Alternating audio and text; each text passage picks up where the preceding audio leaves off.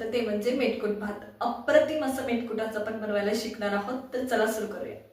तर आज आपण मेटकूट बनवणार आहोत. त्यासाठी नाही का सगळ्या डाळी भाजून घ्याव्या लागतात आणि तुमच्या मेटकुटाची चव ही तुमच्या डाळींच्या भाजण्यावरच असते, हे लक्षात घ्या. तर चला मेटकूट बनवायला सुरुवात करूया. कढई व्यवस्थित गरम होऊ द्यायची. सर्वात पहिले मी फुटाणा डाळ भाजते, म्हणजे आपण जे चिवड्यासाठी डाळ वापरतो ते मी 1 वाटी घेतलेत आणि ते बारीक गॅसवर व्यवस्थित भाजून द्यायचे. खूप डाळ्यांना भाजून झालेत, मी साईडला काढून घेते. लगेच भाजून होतात कारण ते ऑलरेडी भाजलेलेच असतात. चला तर मग काढून घेते साईडला. डाळ व्यवस्थित भाजली ना, माझ्याकडे इथं हरभऱ्याची डाळ आहे ती भाजते. आता काही जण ना हरभऱ्याची डाळ पूर्णच हरभऱ्याची डाळ सुद्धा वापरतात. काही ठिकाणी म्हणजे जसं जसं थोडंसं अंतर बदल तसं मेटकुटात घालण्याचे पदार्थामध्ये कमी जास्त प्रमाण किंवा डाळीमध्ये थोडाफार बदल होतो. म्हणजे डाळ्यांमध्ये बदल होतो. म्हणजे काही जण फक्त हरभऱ्याची डाळ घालूनच मेटकूट बनवतात. आपण डाळे वापरलेत. तर चला, इथं हरभऱ्याची डाळ आहे ती पाववाटी मी व्यवस्थित भाजून घेते.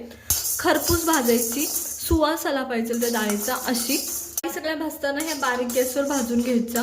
खूप मोठ्या गॅसवर नाही भाजायच्या, नाही तर त्या करपून जातात, हे लक्षात घ्या. एकदम बारीक गॅसवर व्यवस्थित भाजून घ्यायचं. पहा की माझी हरभऱ्याची डाळ ना व्यवस्थित भाजून झाली आहे. खूप करपवायची नाही. या पद्धतीने आता ही सर्व साईडला भाजली आहे. मी साईडला काढून घेते. हरभऱ्याची डाळ भाजल्यानंतर इथं माझ्याकडे मुगाची डाळ आहे ती, आणि त्याच्यानंतर माझ्याकडे इथं उडदाची डाळ आहे ती पाव वाटी आहे, दोन्ही सुद्धा. त्याच्यानंतर माझ्याकडे इथं जिरे आहेत 1 टेबलस्पून किंवा 1.5 टेबलस्पून, तुम्हाला जेवढ्या आवडतात त्यानुसार घालू शकता तुम्ही. ते परतून घ्यायचे व्यवस्थित. तर चला परतून घेऊया बारीक गॅसवरती. थोडंसं 1-2 मिनटं परतायचं. त्याच्यानंतर मी लाल मिरची ॲड करते. देठं परत आपण काढून टाकणार आहे, पण मी आता तोपर्यंत तसंच ॲड केलंय. तर हे परतून घ्यायचं एकदम बारीक गॅसवर.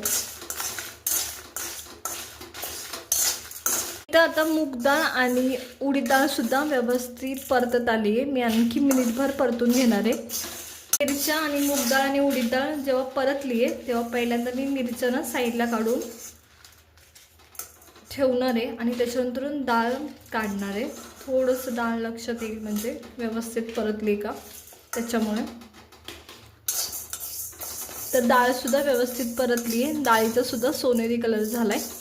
तर चला, डाळसुद्धा मी साईडला काढून घेते. ही सगळ्या डाळी व्यवस्थित परतून झाल्यात. त्या टायमाला मी तांदूळ टाकते. तांदूळसुद्धा डाळी एवढंच आहे किंवा एखादा चमचा जास्त घ्यावा लागतो.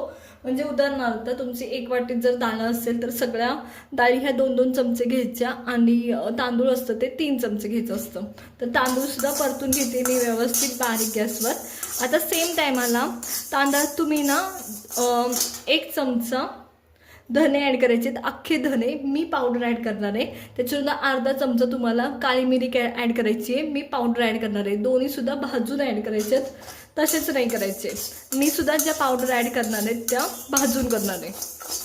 तांदूळसुद्धा इथं एकदम व्यवस्थित परतून झालं आहे. त्या टायमाला मी तांदूळसुद्धा साईडला काढून घेणार आहे. आता मेटकूट करण्यासाठी ना सगळ्या डाळी आपण भाजून घेतल्यात. आता बाकीच्या जिन्नस ॲड करायचे आपल्याला. मी जसं सांगितलं की मी मिरेपूड वगैरे ॲड करणार आहे. तर सगळ्यात पहिले हळद ॲड करते अर्धा चमचा. याच्यात ॲड करते भाजलेल्या मिरीची पूड. याच्यात ॲड करते 1 मोठा चमचा धनेपूड. त्याच्यानंतर मी याच्यात ॲड करते हिंग अर्धा चमचा. याच्या व्यतिरिक्त तुम्ही अर्धा चमचा सुंठ पावडर याच्यात घालू शकता आणि अर्धा चमचा, लक्षात घ्या अर्धा चमचाच फक्त, मेथी दाणा घालायचा आहे. जर घालायचा असेल तर काही ठिकाणी घातला जातो, काही ठिकाणी घातला जात नाही. त्याच्यामुळे तुम्हाला हवं असेल तर या 2 गोष्टी ॲड करा. नाही हव्या असतील तर स्किप केल्या तरी चालतील. त्यानंतर आपण याच्यात भाजलेल्या आपल्या डाळी आणि मिरच्या ॲड करतोय. तर मी सर्वात खाली मिरच्या ॲड करते जेणेकरून व्यवस्थित वाटल्या जाव्यात. आणि आपण भाजलेल्या डाळी थोड्या घालायच्या, एकदम नाही घालायचं, नाहीतर मग बाहेर येऊ शकतं प्रमाण जास्त असेल तर. त्यानुसार याच्यात आपण मीठ ॲड करतोय आणि आता हे बारीक एकदम पिट्टी होईपर्यंत आपल्याला वाटून घ्यायचं आहे. इथं पहा या पद्धतीने हे मेटकूट वाटून झालंय. हे मी साईडला काढून घेते. मगाच्याच डाळींच्या ताटातच घेते या पद्धतीने. आणि पहा अप्रतिम असा तुमच्या डाळी जर व्यवस्थित भाजल्या गेल्या असतील ना तर आत्ताच खूप सुवासिक वास येतो याचा. त्याच्यामुळे नक्की ट्राय करा. तर चला, राहिलेलं सुद्धा मेटकूट मी असंच वाटून घेणार आहे. हे मेटकूट तयार आहे अप्रतिम असं सुवासिक वासाचं. त्याच्यामुळे नक्की ट्राय करा. बरं, इथं मी 4 मिरच्या वापरल्यात. तुम्ही कमी सुद्धा वापरू शकता. माझ्या मिरच्या एवढ्या तिखट नाही आहेत म्हणून मी वापरल्यात. पण तुमच्या मिरच्या तिखट असतील किंवा प्रमाण कमी घ्यायचं असेल तर नक्की घेऊ शकता. तर चला आता भातासोबत सर्व करूया. गरमागरम भात आणि सोबतीला हे मीठकूट. तर मी भात घेतलाय, त्याच्यावर थोडंसं तूप तुम्हाला हवं तेवढं आणि मीठकूट तुम्हाला हवं तेवढं. अप्रतिम असं आपलं हे मीठकूट तयार आहे एकदम झटपट असं आपल्या महाराष्ट्रीयन लोकांचं कम्फर्ट फूड म्हणजे मेटकूट भात. अप्रतिम होतं, खूप वेळ लागत नाही, त्याच्यामुळे नक्की ट्राय करा.